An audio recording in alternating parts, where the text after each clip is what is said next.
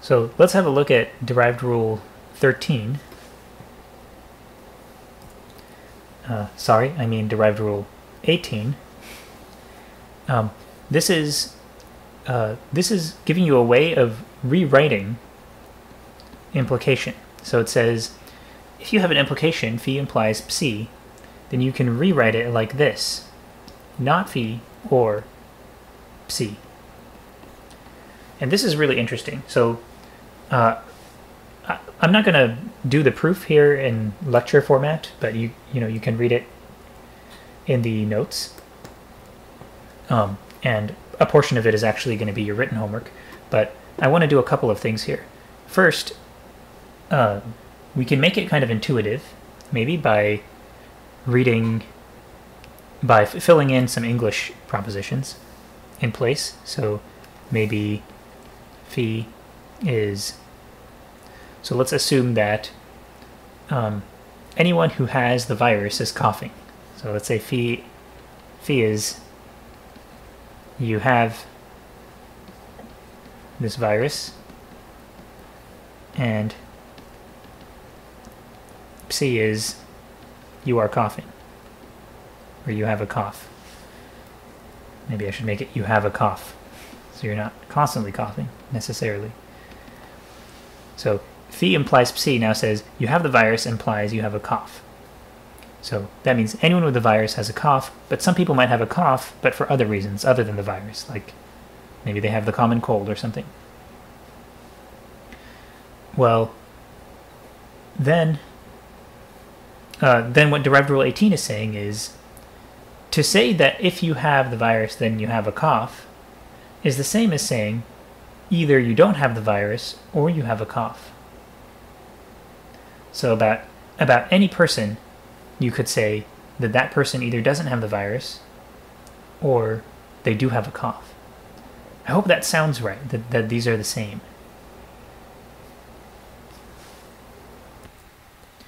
So maybe one way to think about it is someone who's giving some medical advice or something, which this is absolutely not. Suppose you were telling someone, if you have the virus, then you have a cough. So you tell them that. Can you feel intuitively that this is the same as telling them you either don't have the virus or you have a cough? Those are the same thing. Telling them this piece of information or that piece of information. One thing I really like about this is that it helps to clarify that one weird row in the truth table for implications. So remember over here when we were asking if you're looking at an implication, then what happens when the hypothesis is false? And we said, when the hypothesis is false, the implication has to be true. And we had quite a strange argument for why that is. We ended up having to look at this fact about contradictions. But this is giving you another way of seeing it. If the hypothesis is false, then the implication is true. Because, if you believe this derived rule, because if the hypothesis is false, then in this or way of looking at things, this not phi would be true. And so the or would be true. So if you believe that this is a correct way to look at implications, then that should convince you of these weird rows on the truth table.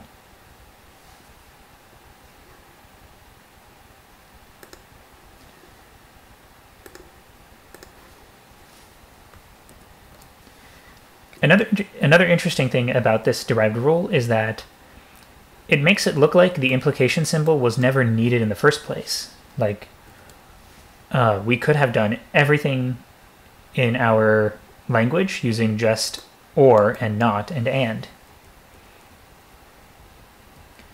And actually, that's true. We never needed an implication symbol in our logic. We could have just completely omitted it, and anytime you wanted to write an implication, you could just write it like this, using a not and an or. But it's just less fun that way. it makes a lot of things a lot harder to say. Implication is just a very natural way to talk. And pretty much, so most theorems that you see, most theorems in mathematics probably are going to be in the form of an implication somehow. They'll say, under these conditions, if this and this and this and this are true, then it follows that this and this and this are true. Somehow it's an if-then. If these things hold, then these things follow. So we definitely want to have the implication in our language for convenience and for making it easy to say things in a natural kind of way.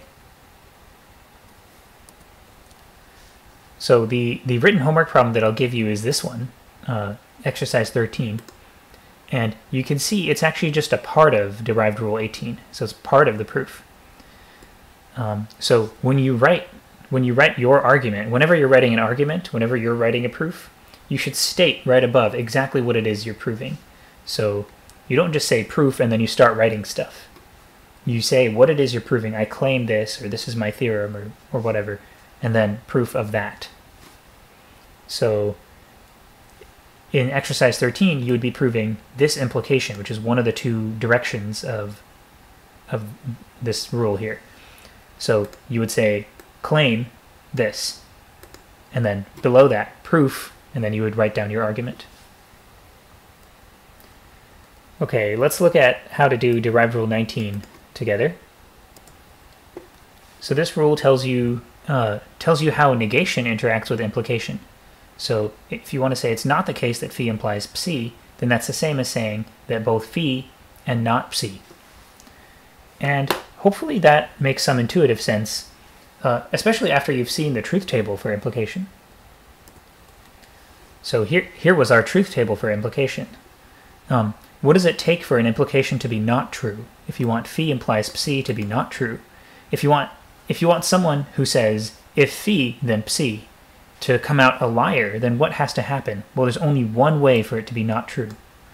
There's only one row that says false, and that's when phi is true and psi is false.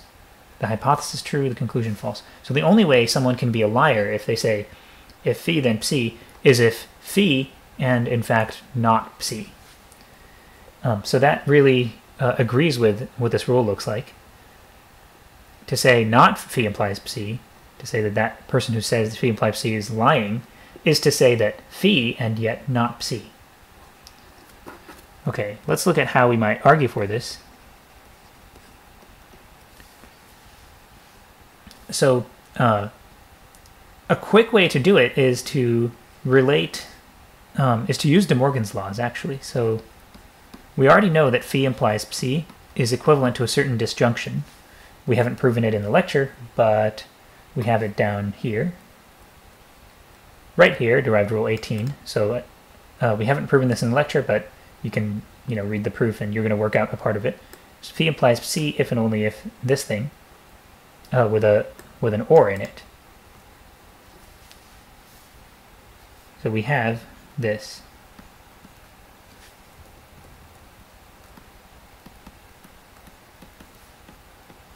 That's by derived rule 18. Now we can apply inverting an equivalence, derived rule 15, to invert that equivalence. So by derived rule 15, we have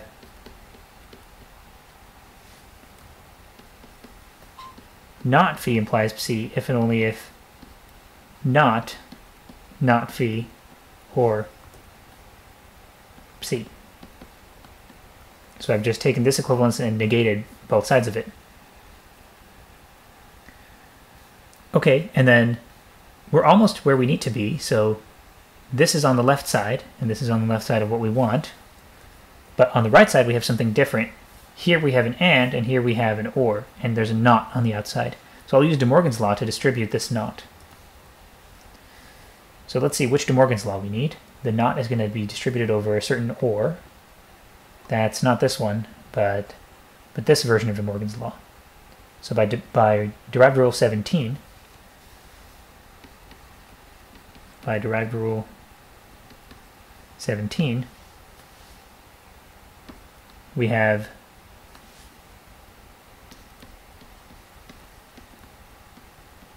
this is equivalent to